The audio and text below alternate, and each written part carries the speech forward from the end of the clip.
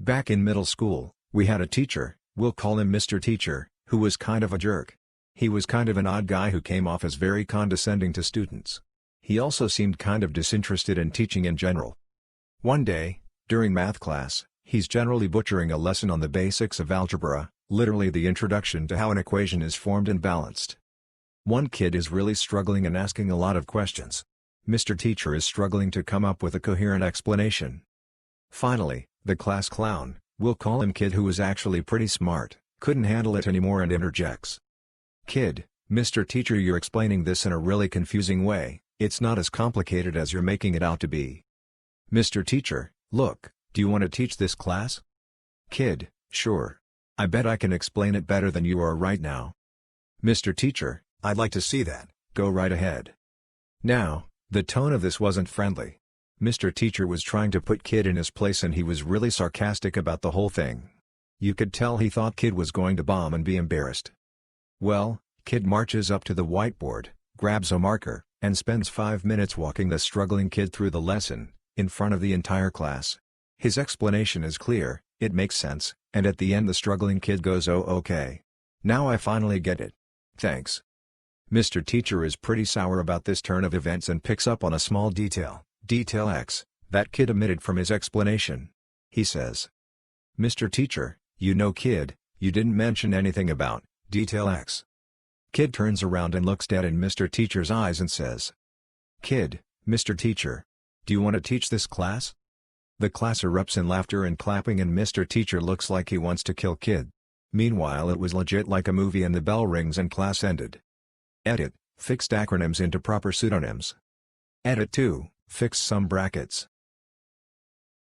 So, in my country, I don't know if it's like that everywhere, when a customer pays, they first have to put in the amount they're paying, and then actually scan their card.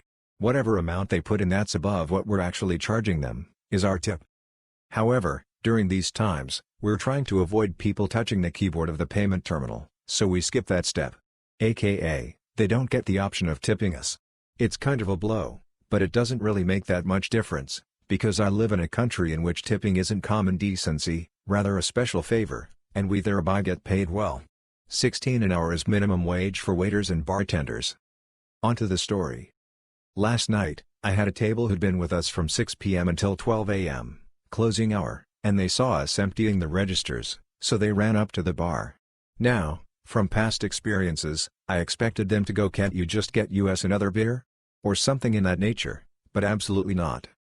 Instead, these guys went, "We've not been given the opportunity to tip you all night, and we think that sucks because we're mind blown by the service here. We've been regulars here for a long time, but it's first time back since Corona, so we just think that the way you've handled the transition from bar serving to table serving is really great. Can we just pay you some tip now?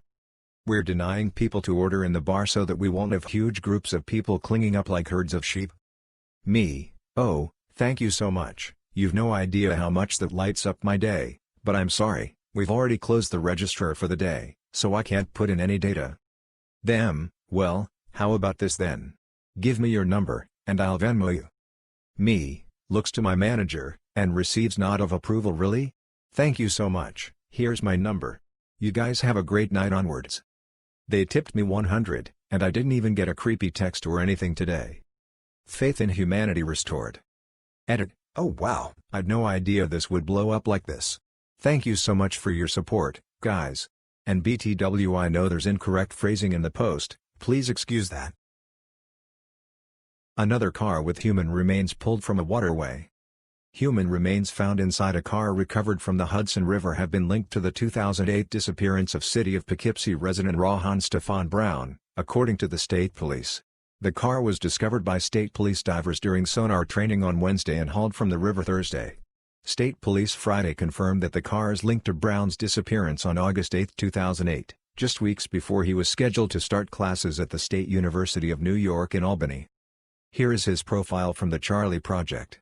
I always find these fascinating, but so sad the family had to wait so long for answers. Ongoing, posting from mobile. I am on the road through Hungary, one day into a 2-day drive towards Poland. I arrived at this 4/5 rated motel with attached restaurant and other facilities at about 4 p.m. and initially had a hard time talking to the people here, since they spoke neither English, nor French. We managed to get myself registered and using Google Translate, and off I go to my room for a really early bedtime, since I planned on having an equally crazy early wake up and finish my last 11-hour drive during daylight. Set my alarm for 3 a.m., got all ready by about 3:20 a.m., then went downstairs to find a locked exit door. And another. And two more. Every single exit to the outside is locked, and if there was a fire I would have been already dead.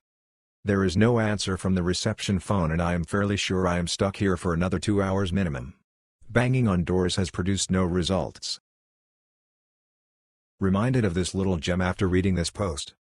It seems like my family have always been cursed with awful neighbors, from threatening to kill us, to spraying me as a little kid with a hose while I was in my backyard, to killing out pets if they ever escaped frown. We usually just avoided them, but one particular unit was really into maintaining his front lawn, to the point of writing us numerous semi-threatening letters if our lawn got higher than his. So my mum, in all her wisdom, complied. She would go over the whole lawn on our mower second lowest setting, so it was bloody perfect. Then she went over it again in a random pattern on the lowest setting. It was a masterpiece. From up on the passing road, it looked totally normal, but from the front of our house, or his, you could just tell that something was off.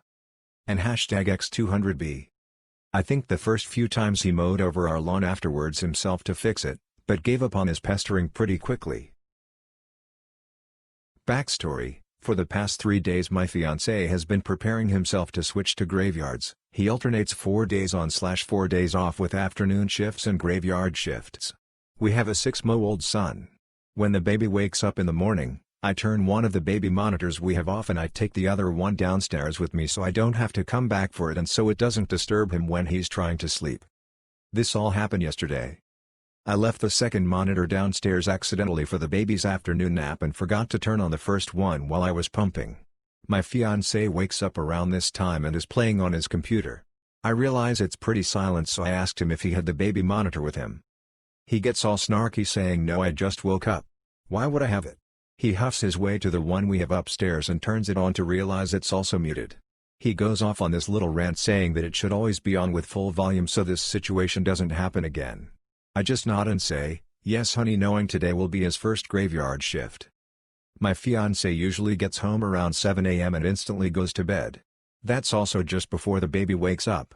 He's a very happy baby and just wakes up talking/cooing, so he's not very noisy to begin with. I walk in and go, "Hi baby, good morning. Did you have a good sleep?" and change his diaper the loudest I possibly could, all while talking very loudly to him about our plans for today. It's not a very exciting ending, but it satisfied the petty side of me this afternoon when he came into the kitchen. He didn't look me in the eye when he told me that we don't really need the baby monitor on upstairs all the time. This is unfolding as I type this. Last night around 1 a.m. I receive a phone call from the sheriff's department claiming one of my guests is too intoxicated and needs his coworker who is also staying here to come pick him up. I transfer the phone call to the requested room, and hear nothing of it, so I assumed all is well. So around 5 a.m. I have the boss of this guy come down and check out. Out of curiosity I ask if he received the phone call from last night, to which he replied no. We get the checkout done, he goes outside, and then I see him run past my front entrance door. He comes in and says the work truck is missing and his 2 employees are nowhere to be found. So I give him the full scoop like, hey man, it was the sheriff's department calling about your employee being drunk. So he calls the sheriff's office and after some back and forth finds out one of his guys was found passed out downtown under a bench covered in his own vomit. Okay, WTF. Side note, right now as I'm typing this, a part of my ceiling just caved in where the breakfast area is. I repeat, WTF? Alright, well, back to my original tale I guess. The one guy found was transported to the hospital, and the other guy is still nowhere to be found.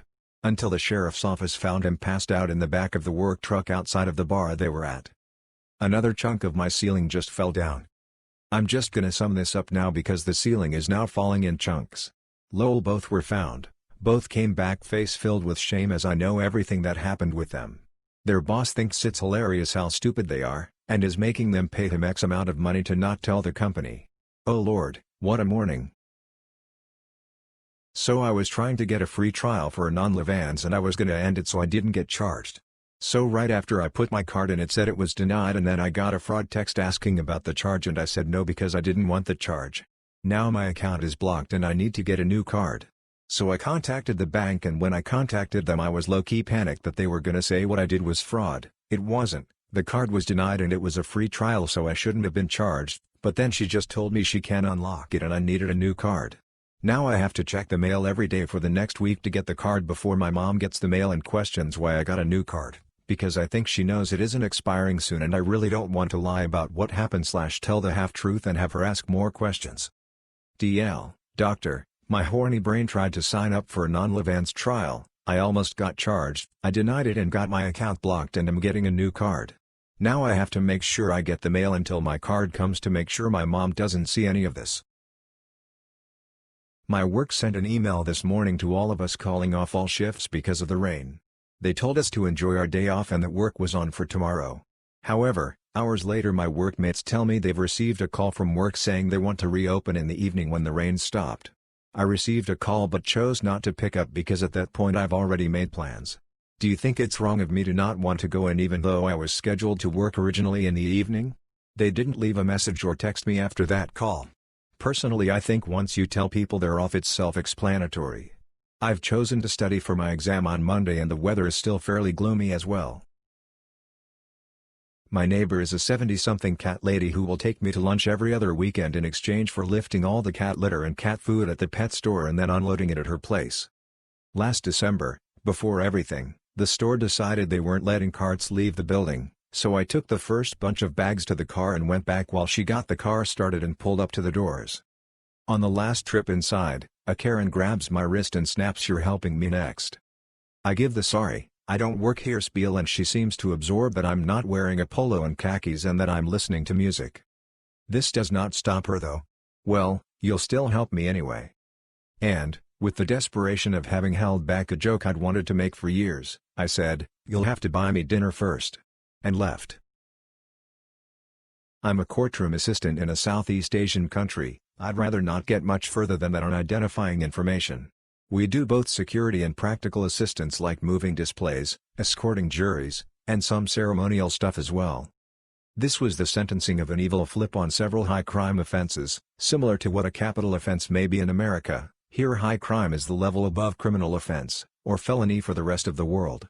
He stalked, kidnapped, raped, and murdered a locally famous and growing pop artist who was pregnant. He was charged with stalking, high crime kidnapping, high crime rape, high crime murder, high crime fetal homicide, and a bunch of other stuff. Evil Flip, as he will be referred to from here on out, was on suicide precautions as he made threats against his own life in prison, so he was in spiffy paper clothes. We were well into victim impact statements. The victim had a large family and there were something like 35 individuals addressing the court. We're something like 28 statements into it. Next up was Granddad. These are always really emotional, families are always really upset for good reason, but this 80-plus old guy is the worst I can remember. He was crying, breathing heavily, shaking, the entire sentencing. He was called to make his statement, starts walking up, about past the counsel table. He then turns, tackles the attorneys and Evil Flip. He didn't get much in on the Evil Flip, maybe a kick and 2 punches before 15 of us pile up on him. He was taken into custody, and it quickly became apparent that Evil Flip got what was coming. Evil Flip is screaming and gagging for about 20 seconds, then he starts convulsing, came back in about 2 minutes choking/gagging, really bad. We put him on his side and get an ambulance on the way. The rest of the gallery was evacuated and court went into recess. By time the ambulance arrives he's not breathing, only twitching and has no pulse.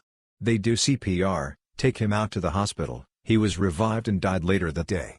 Coroner's report said his brainstem was damaged, his skull was broken, and brain herniated through break in his skull. The Granddad was interviewed by national police who have jurisdiction of courts. He said that he'd been planning that for days, he felt no remorse, said if he had time he would have killed the attorneys too. It also came out that the Granddad was in my country's mob back in the day, had 40 years in prison prior for drowning someone in petrol and lighting their corpse on fire. He was suspected but not confirmed to be involved in several other high-profile murders. He was charged with murder, conspiracy, contempt of court, and 2x simple battery for the attorneys. He was found not guilty of everything except contempt of court, to which he was originally sentenced to 4 years but it was reduced to terminal probation with home confinement due to his health. I am attending an operations brief to the commander of our National Guard Light Infantry Brigade. Being the chemical officer, I don't have much to offer, so I just take notes.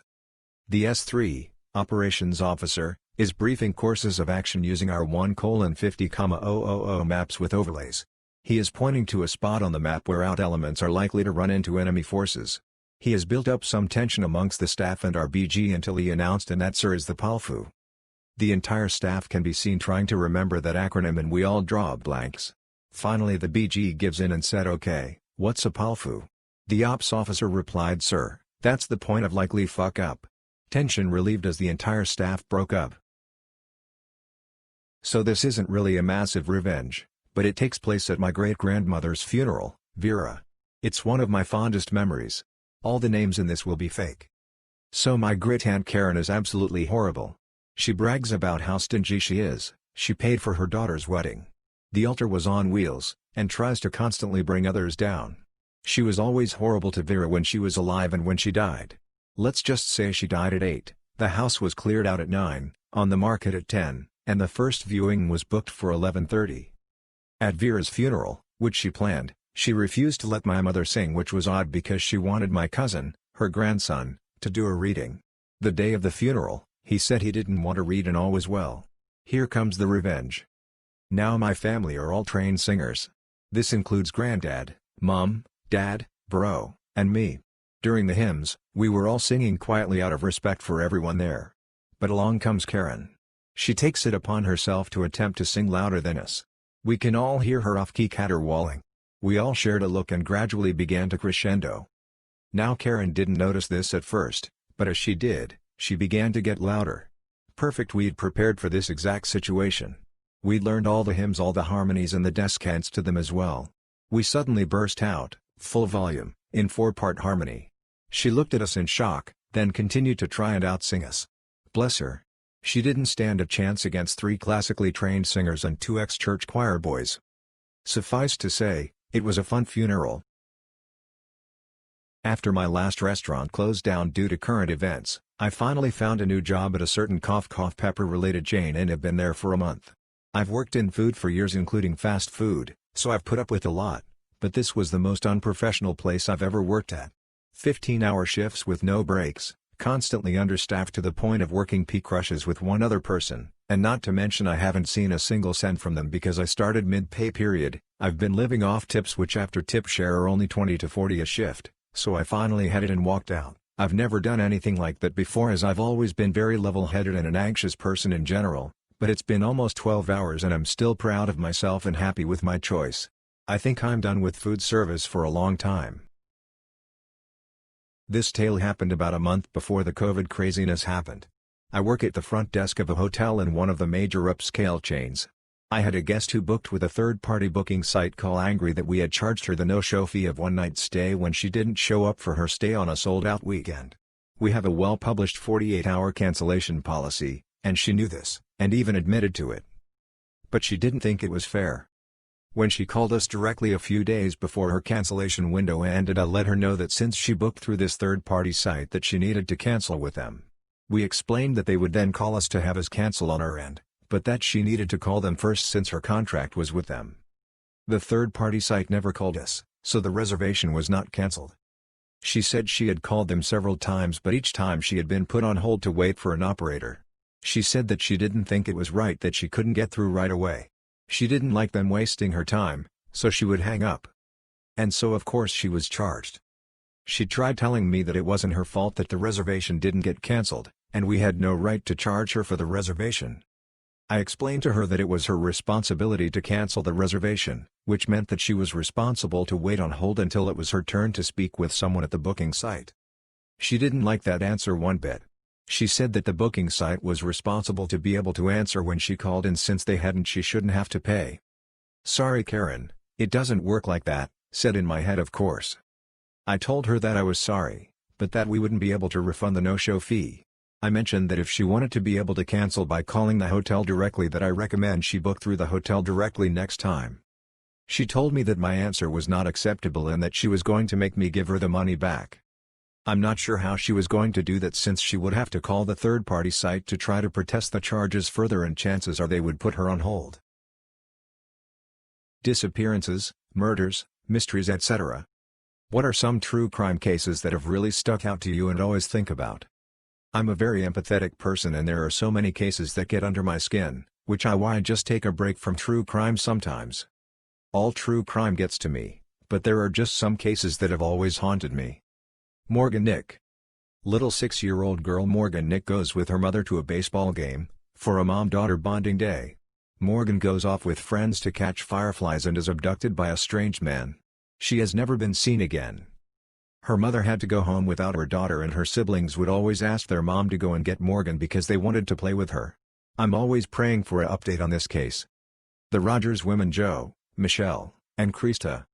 Joan Joe Rogers and her teenage daughters, Michelle, 17 and Krista, 14, went on their first ever vacation to Florida. All three were tied up with cement blocks and thrown into Tampa Bay alive after serial killer, Ulba Chandler, offered to take them on a sunset cruise. Everyone should read this amazing long-form article. Get tissues ready. Angels Demons. Azaria Chamberlain. Imagine being blamed for the death of your baby and then having everyone make a joke out of it. There's a rare form of Karen and Kevin. This form actually works in service, shocking, I know /. A rare Kevin called me yelling because I authorized his card on his employee reservation. Our policy is 6 p.m. the day before the arrival. He yelled, saying his hotel didn't do that and he didn't know any hotel that did. I apologized and again explained that every hotel my company owns has this policy, but he just kept ranting about how we should let people know, he did it through the website, which we have no control over /. And then he claimed he'd stayed here before and we'd never done that. So after he finishes his rant about how he's going to complain, I look up his past reservations. He's stayed here one other time, and I personally tried to authorize his card, but it declined. Rare Kevin will likely rant at me tomorrow. But let's see how long he keeps his job if he acts like that. Person shrugging. This happened when I worked at Target many years ago. I was 17 and working full-time after dropping out of school. Anyone who works in retail will understand how annoying it is when you get a customer wanting help while you're on a break or just finishing your shift. This happened on my day off when I wasn't in uniform and was wearing clothes that didn't resemble the uniform in the slightest.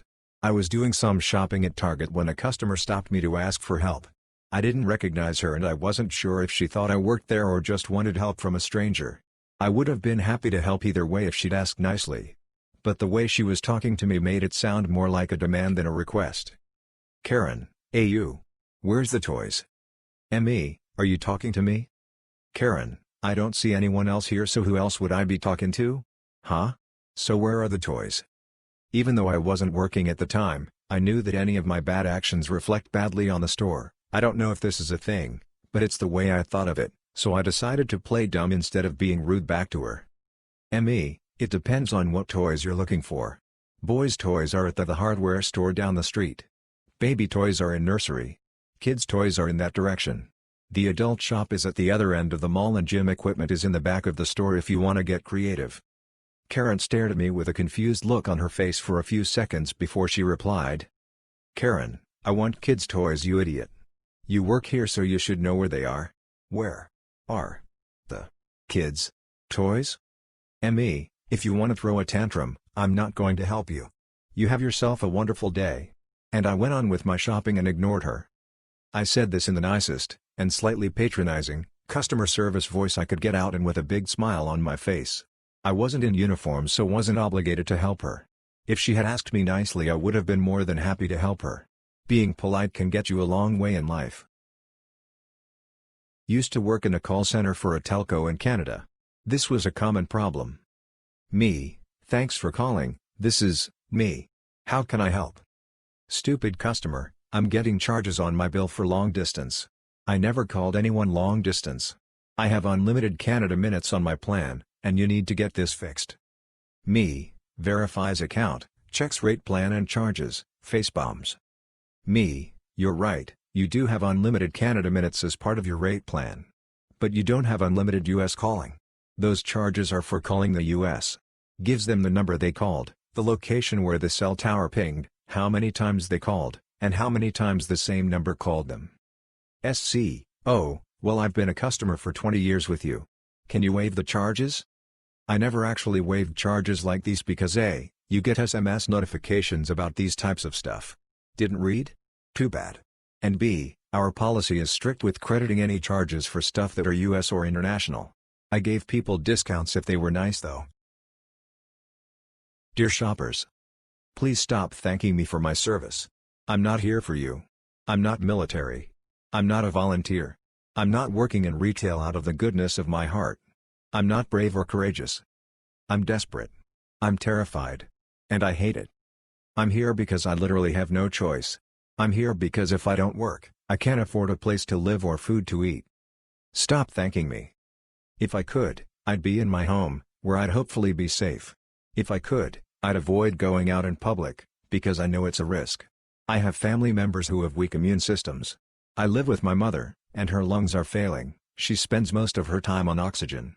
If she gets sick, she will die. I could kill her one day, just from coming to work. But I can't quit. I can't afford to. I'm not cleaning everything for you. You're not special. I'm cleaning everything because it's what's required. Because our company wants to look like it's doing a good job. We have to clean the counters and conveyor belts and card readers. Does it help? Maybe.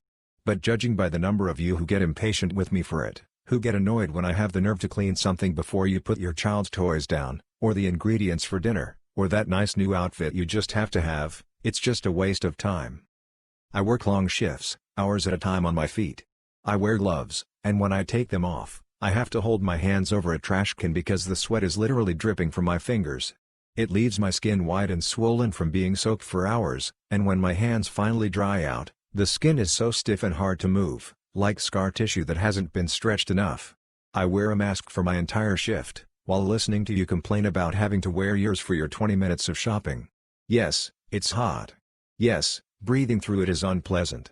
Yes, I'm tired of it, the masks and gloves and the constant cleaning and the social distancing and just all of it, probably far more than you are. Seriously, stop thanking me. I don't want your thanks. I just want to go home.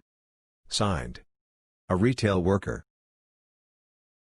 This was not today, but rather 8 years ago when I had my first son. On the morning in question I had some light cramping for a few hours, called the midwife and she asked, "Can you talk when you have these cramps?" I reply, "Yep, sitting here talking to you." "Cool," she says, "drink water, feet up, and if they don't stop in 2 hours, come on in. I'll check you out, but it sounds like Braxton Hicks, and Terry's a good chance you'll just be sent home to labor." 2 hours pass. Cramps remain relatively unchanged, so we pack up some things to drop off with my mom on the way and head out with me driving. Because obviously, I'm not in labor yet, these just are light period cramps. Annoying but not terrible.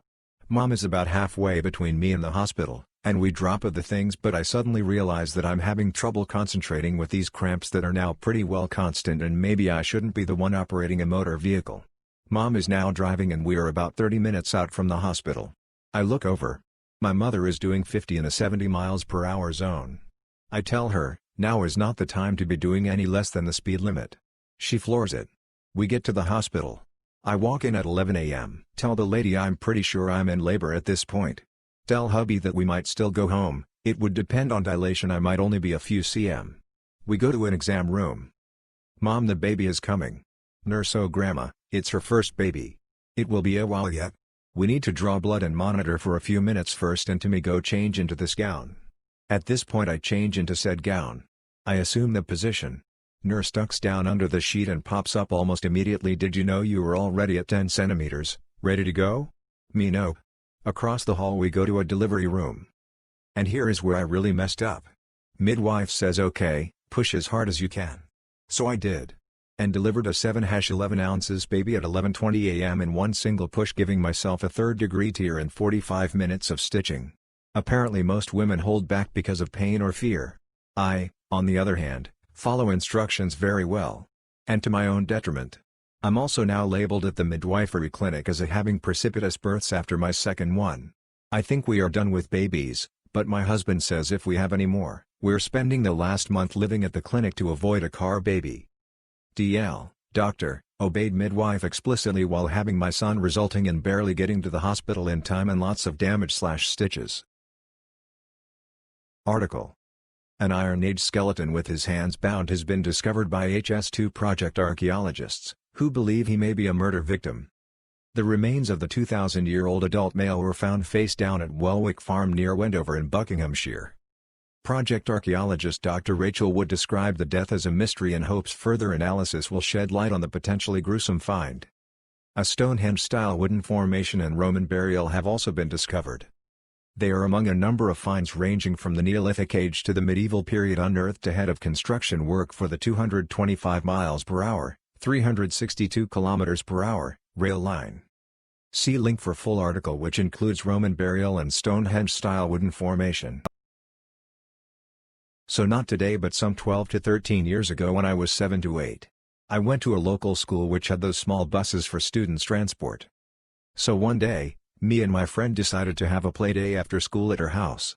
I would board her bus after school and go directly to her house where we will play for some time and then I'll return home. We did how we planned. Nobody noticed my absence in my bus or my presence in hers. We reached her home, played for a couple hours and then I left. When I approached my house I saw there was a small crowd outside which included my mom bawling, my dad looking extremely tensed, my school's principal, transport manager, my bus driver and some neighbors. As I found out later, my mom panicked after I didn't return home from school on time and contacted the school. The principal contacted the transport manager, the driver and a few other people. No one knew where I had gone. My dad came home early from his office because of all the fiasco I had created. I got my ass beaten that day and many lessons were learned. I feel bad for Mom. All this just because I was stupid and had no sense. Doctor, went straight to my friend's house after school without telling my mom. Returned home to find everyone panicking. Just had this lovely exchange. Lady called me up about a bracket for her new fireplace she bought. Told me yeah, there are 3 brackets and they only gave me 2. You should have 1 in stock. Well. Sorry but most of what I sell doesn't do this. In talking to her, find out she bought a unit online and it was missing a bracket, came with 2 not 3. So, she called the manufacturer and they don't sell that unit anymore or that bracket. So she is getting angry at me and just keeps saying, it's a bracket. You should have one or be able to make on for me. Anyways, to appease her I tell her to bring it down so I can see exactly what she is dealing with. I'll be right down but I'm not coming in. You have to meet me at my car. So I do. Well when she hands me the bracket it's actually 2 stuck together. She had them both. I shake my head and walk back inside. So I just got berated by someone too stupid to realize she had what she needed the whole time. God I love retail sometimes. Sigh. I work at a small-town coffee shop that has managed to adapt and stay busy during COVID-19 by utilizing a window for walk-up service. A regular problematic customer, let's call him TJ, is a typical middle-aged man riddled with toxic masculinity. He often makes female employees and customers uncomfortable with his comments.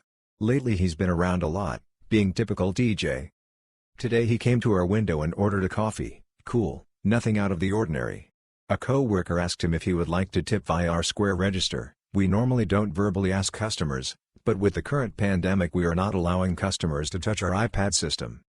He proceeded to tell her to put 100, and reassured them he wanted to tip that much because he appreciates our hard work and effort and wants to chip in since our business has been a bit slower. Okay, I gave him that and almost have a change of heart about DJ. We both outwardly thank him and he goes on his way. I text my boss about this uncharacteristic interaction with TJ and through their end of the register system she was able to look at the transaction. They noticed that not only was the credit card he used not in his name, but in his boss's name, on their company card. Typical TJ. What a D-bag. My God. I need to find a new job. I'm so tired of listening to these people. 90% of them are liars, entitled and completely irresponsible. This guy owed over $20,000 to his credit card. Each month he was only paying $200,000 instead of the full statement balance. So of course he's getting charged finance charges because he's not paying off in full. This dumbass says we're stealing from him and not notifying him of what's going on in his account. A. We send out statements every month. B. We have online banking where you can see your bill. C. You can call into our phone line to hear your balance or visit the ATM to see your balance. D. You should realize only $200,000 is being debited from your checking account each month instead of the thousands you really owe. This should really jump out to you like, hey, why am I only paying such a small amount each month when I owe $20,000? This guy ignores this from December 2019 to July 2020. Calls in to demand to have his finance charges removed because we're stealing from him when he literally borrowed thousands of dollars for months and doesn't want to pay for it. He demanded he would close all his accounts and go to Chase. As if JP Morgan wants a guy who runs up a bill, forgets to pay and demands 7 months of interest charges back. Of course my manager forced me to give the money back. We are graded on how much money we return to customers. Which is stupid because this same manager, as she's done in the past, is going to be in my face at the end of the month asking why my metrics regarding fee reversals are down and not at the goal when she just had me give back 1,000.00 to some dude who clearly was lying. Ugh. For a bit more context, I work at a big bank. As one of the biggest branches for our bank in the state, the coin shortage has hit us hard. We only get one box of each coin on our orders, so naturally we've had to short businesses and consumers. It's to the point where some businesses will not be getting any coin at all. Cue this local franchise owner. Not too long ago, we had some wiggle room and was able to give him 8 rolls of pennies, but we warned him this was likely the last time we'd be able to service that many rolls. He acknowledged and left. Today, he came to us stating that, insert other branch, didn't have any coin and wanted 4 rolls of pennies. We told him that now we would only be allowed to give him 1 roll, as we simply didn't have enough. He immediately becomes livid stating that he knows we have more rolls than that. My co-worker, the same one who helped him last time, explains we have less to work with so we can only do 1 roll. But I'm a business. Because being a business means the coin shortage doesn't exist, obviously. She even had our vault tech confirm that we can only do 1 roll. The guy just wanted to sit there and continue arguing while holding up the already long line. I suppose he hoped we would crack just to get him out of there.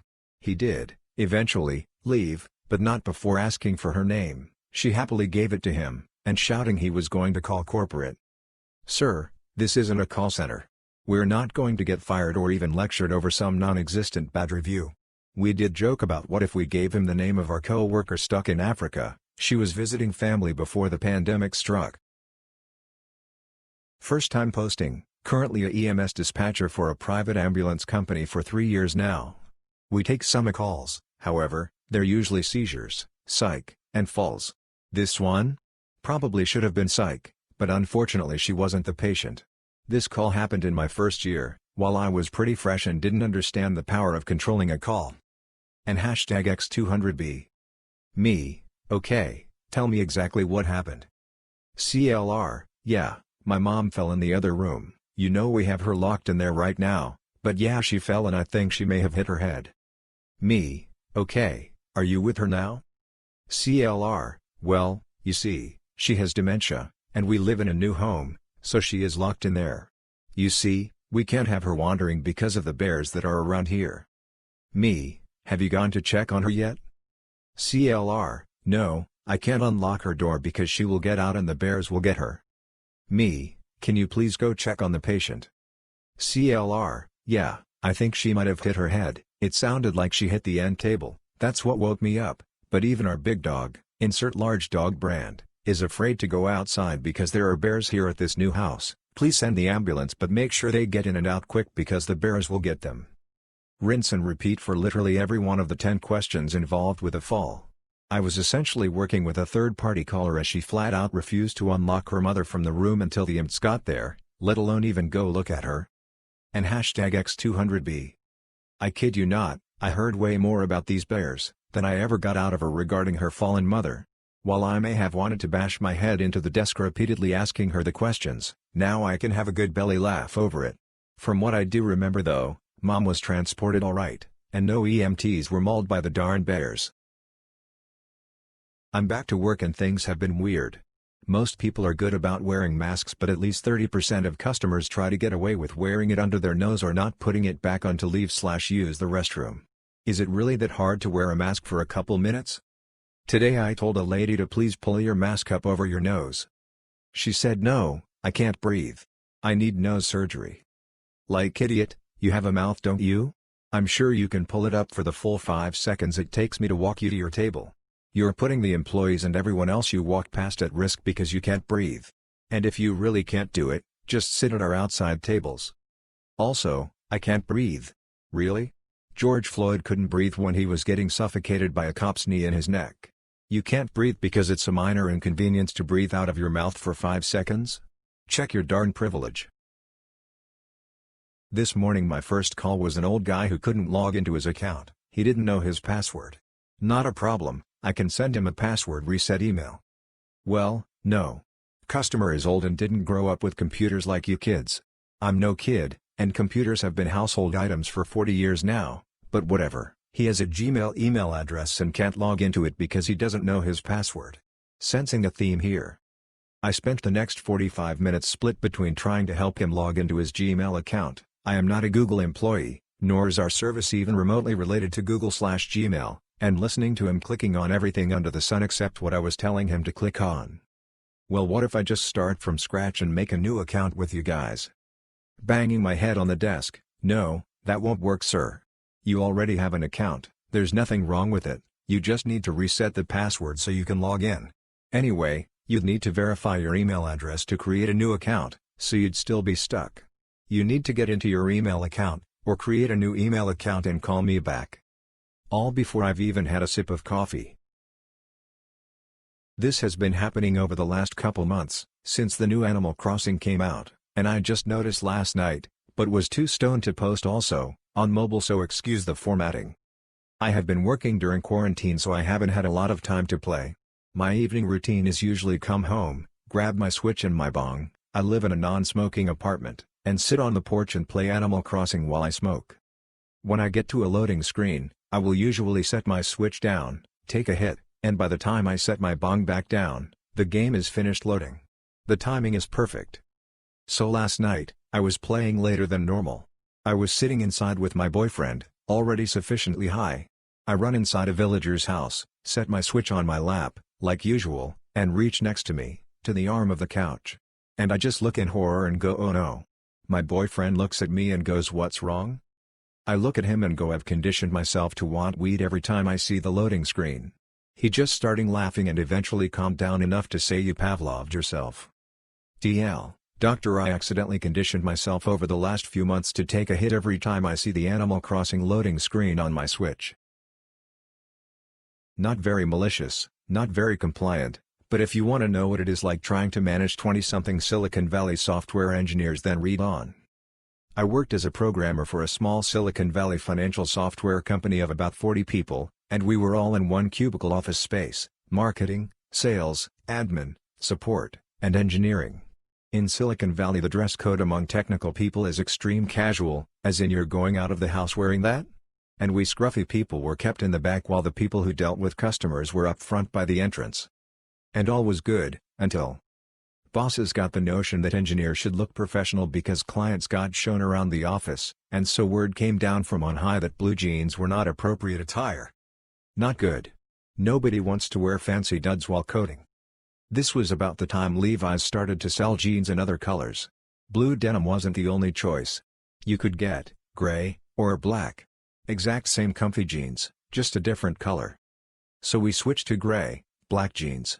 No more blue jeans, just as required. And that worked. For a while.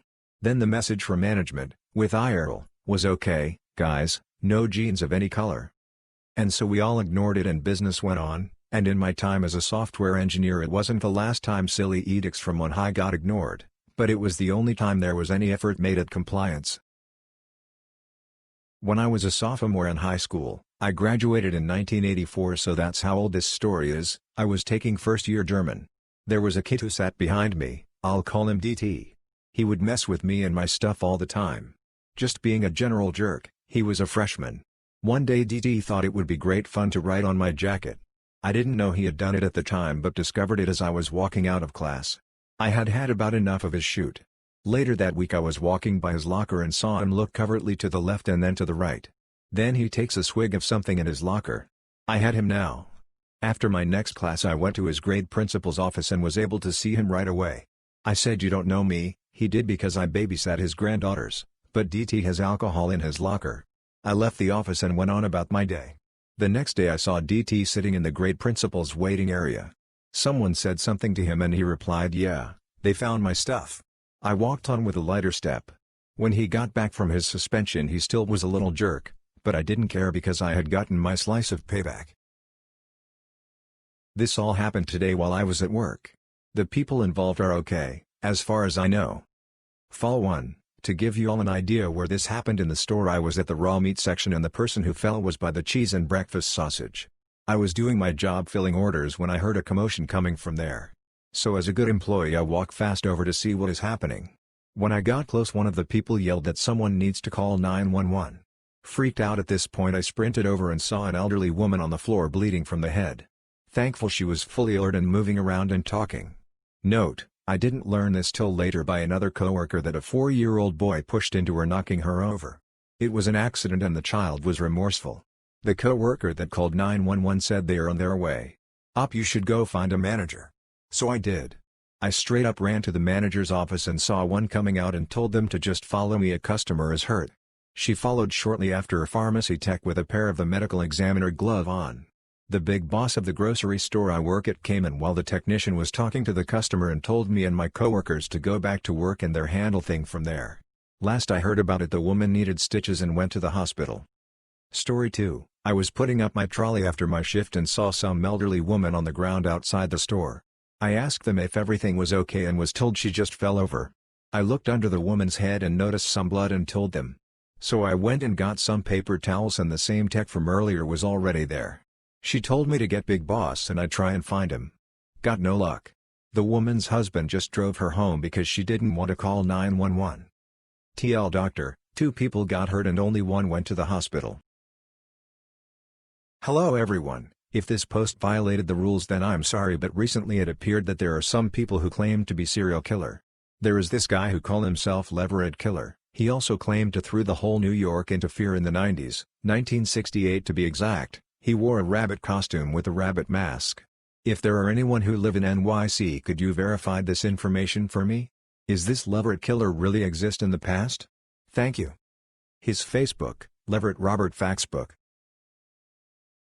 My boyfriend and I have been dating online for about a year and we finally decided to meet up. We also decided to meet up with our friend, F, who we met through a game that lived very close to me. We ended up staying 2 nights at my boyfriend's house and we all ended up sleeping on his bed because he has a king-size bed and there was no other room for our friend to sleep. The second night, we all got high and I ended up waking up in the middle of the night and started kissing my boyfriend and we ended up doing hand and mouth stuff all while our friend was next to us in the bed. We thought by being quiet we wouldn't wake her up.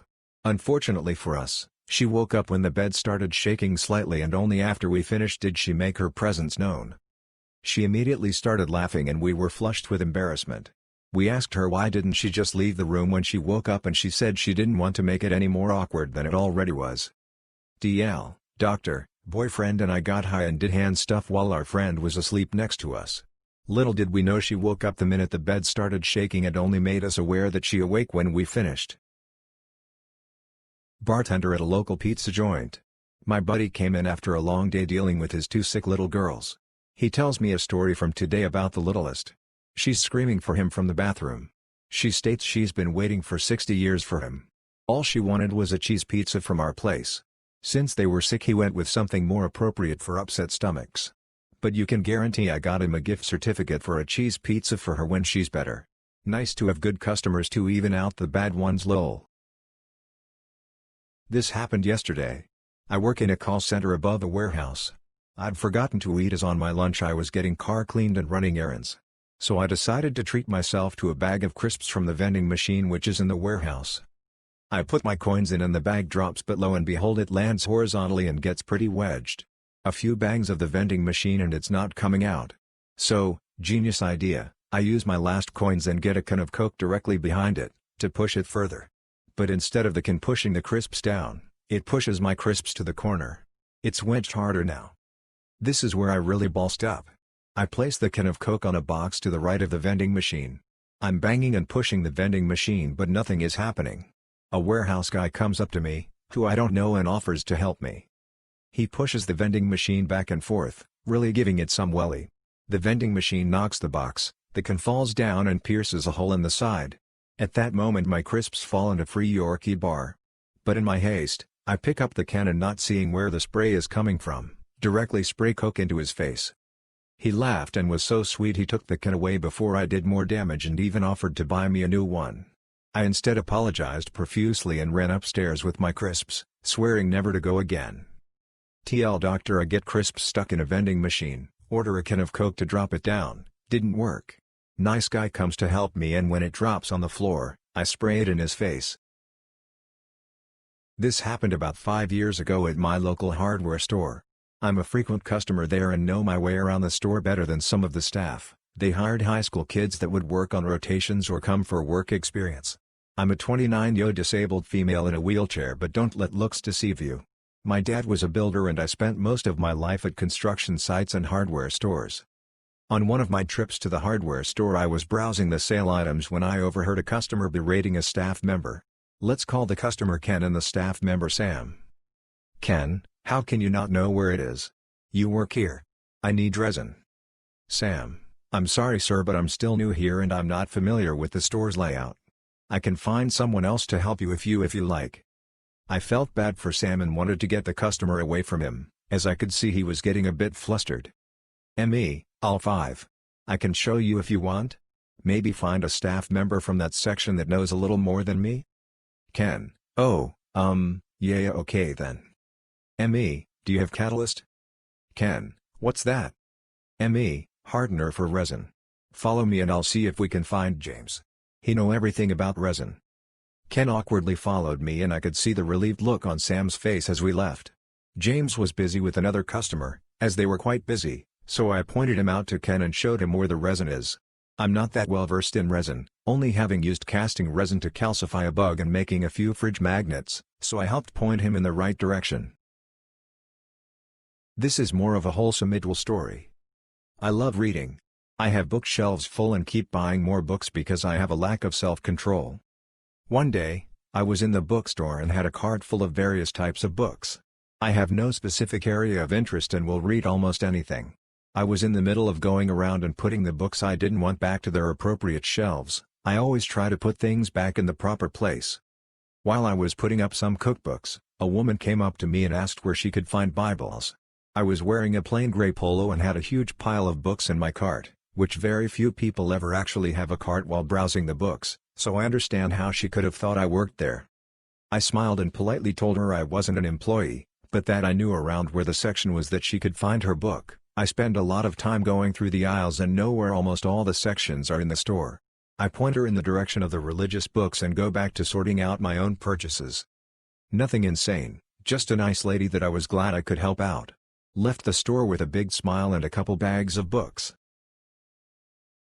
I worked in housekeeping in a hotel for months up until this past week. I'm now 35 weeks pregnant. I was scheduled to work 5+ days a week, with 20+ rooms to myself. I came into work recently, because I was on the schedule, and I could barely walk. I couldn't bend my back and my ankles were hugely swollen. I had been in L&D the night before to stop contractions. We didn't have many rooms, but 5 housekeepers in-house. Everyone was almost begging my manager to send me home, as we had too many housekeepers for the amount of rooms. Now, I'm huge at this point in pregnancy. I can't bend too far forward in general. My manager and I, discussed a couple weeks ago that she didn't want me cleaning bathtubs, so I was to have another housekeeper come clean my bathtubs. No biggie, I was fine with that. Well, the day before I quit I had went to find another HK to help with a bathtub. Said manager stopped us in the hall and asked what we were doing socializing on the clock. We explained that she was going to clean a bathtub for me and would go right back to her rooms. She yelled at me and said that if I can't do my job, I need to quit so that she can hire someone who's willing to work.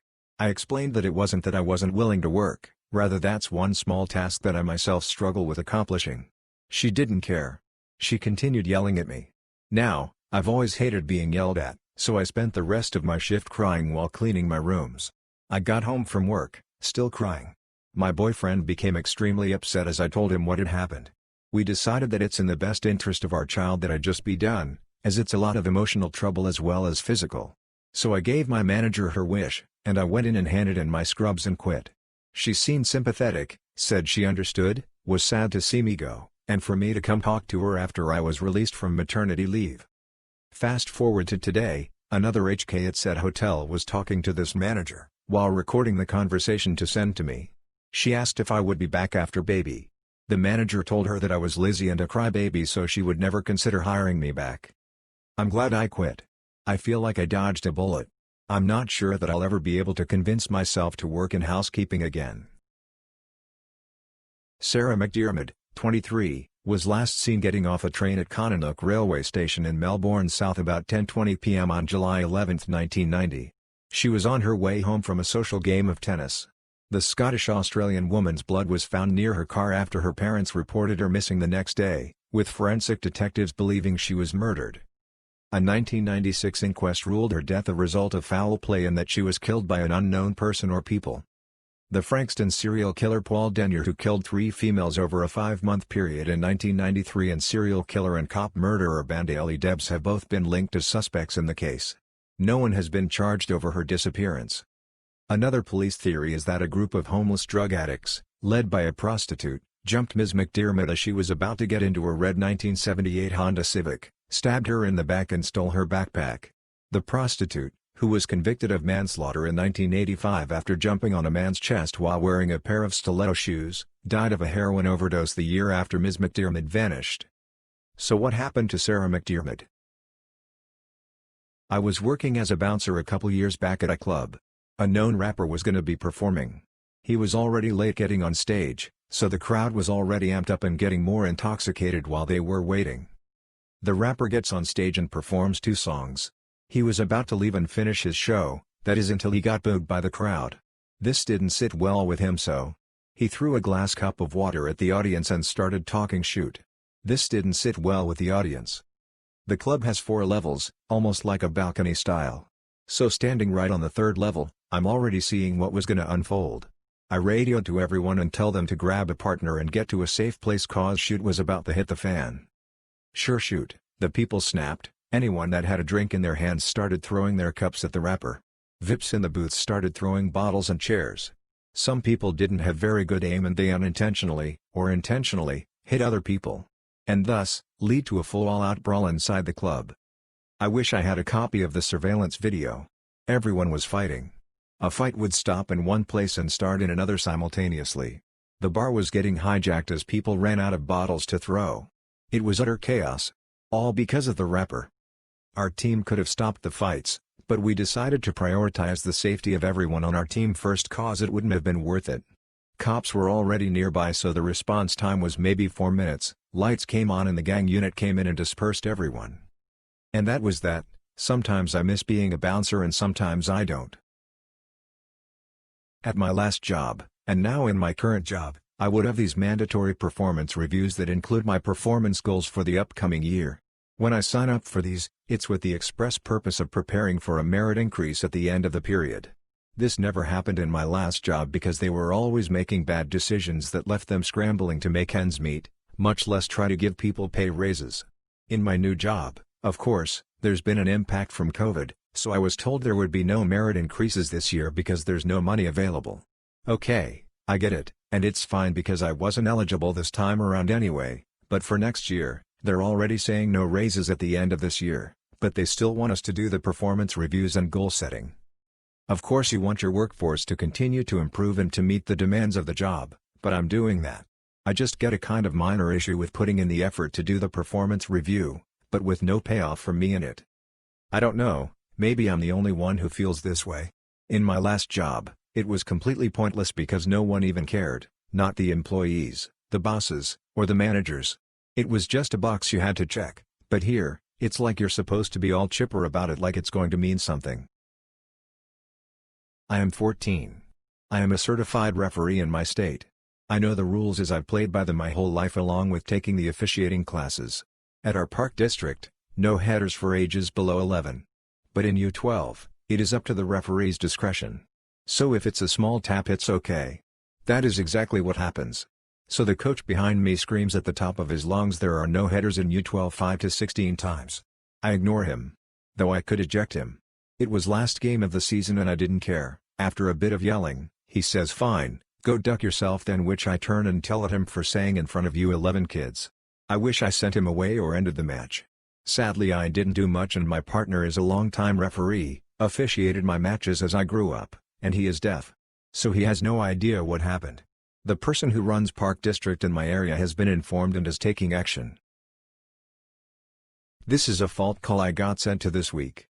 Customer reported that one of their IP phones was out of service since they returned to work post-lockdown. I'm assuming that our first-line support guys couldn't resolve it, and this is why it was passed to me, a field engineer. I called the customer to try and see if there was any chance I could resolve the fault remotely first before going to site. One of the first things I asked was if the phone was completely dead or if anything was being displayed on the screen. The customer told me that it was displaying out of service on the screen. Based on this info, I advised them that I would indeed need to come to their site to investigate further. On arrival, I was taken to the faulty phone and immediately could see that it was, in fact, dead. Luckily, the network cabinet that the phone was patched back to was located in the same room just a few feet away.